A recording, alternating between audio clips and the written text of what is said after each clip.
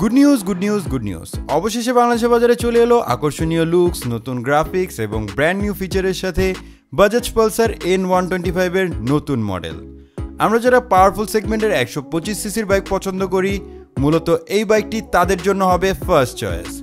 Bajaj Pulsar N125 2025 model এই বাইকটা Indian মার্কেটে বেশ কয়েকদিন আগে কিন্তু লঞ্চ করা হয়েছে।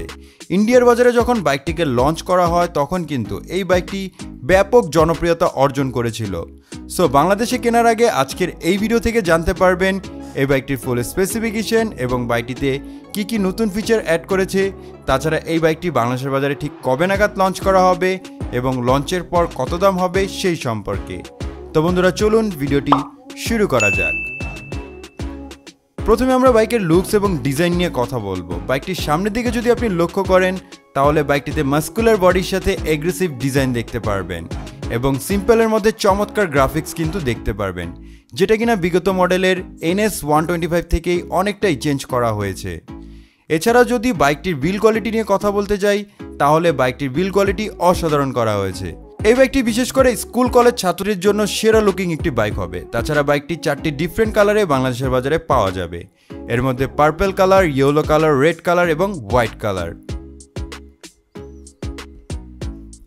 বাইকের সামনের দিকে লক্ষ্য করলে দেখতে পারবেন বাইকের সামনে হেডলাইট হিসেবে ব্যবহার করা হয়েছে LED বাল্বের হেডলাইট সেটআপ।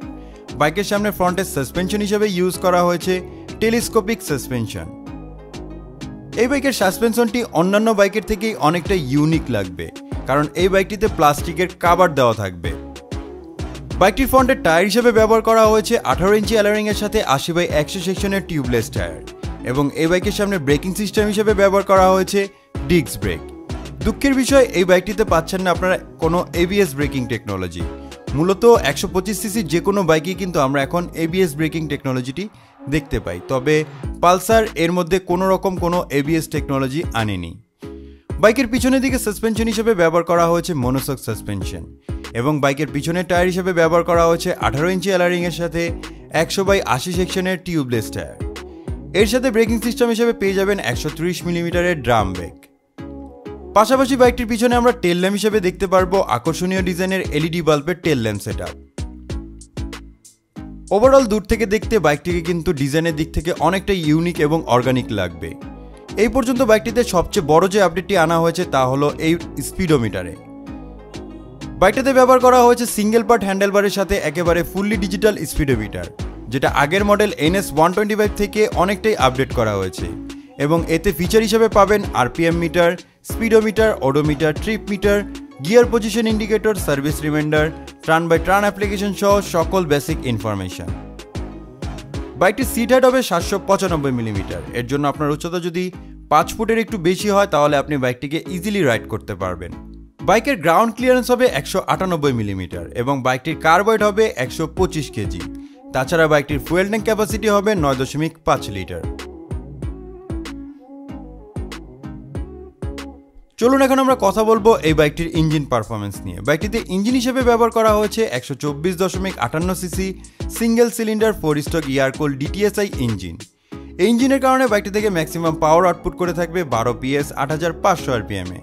আর এই পাওয়ারে বাইকটি থেকে টপ স্পিড তুলতে পারবেন অনায়াসে 105 কিলোমিটারের মতো। বাইকটি থেকে ম্যাক্সিমাম টর্ক উৎপন্ন করে থাকবে 11 নিউটন মিটার 6500 RPM এ। এর জন্য এই বাইকটি থেকে টপ মাইলেজ পেয়ে যাবেন কোম্পানির মতে 55 থেকে 60 কিলোমিটারের মতো। বাইকটি মাইলেজের দিক থেকে সেরা একটি বাইক হবে। তাছাড়া এই বাইকটির স্পিড কন্ট্রোলিং এর জন্য এতে ব্যবহার করা হয়েছে 5 স্পিড গিয়ার বক্স। তো বন্ধুরা, এই ছিল এই বাইকের ইঞ্জিন পারফরমেন্স। বাইকটির ইঞ্জিন পারফরমেন্স আপনাদের কাছে কেমন লাগলো তা অবশ্যই আমাদের কমেন্টে জানাবেন। বাইকটি বর্তমানে ইন্ডিয়ান বাজারে অ্যাভেলেবেল রয়েছে। যদি এই বাইকটিকে কেউ ইন্ডিয়ান বাজার থেকে পারচেস করতে চান তাহলে 98,355 রুপিতে এই বাইকটিকে আপনি ইজিলি পারচেস করতে পারবেন।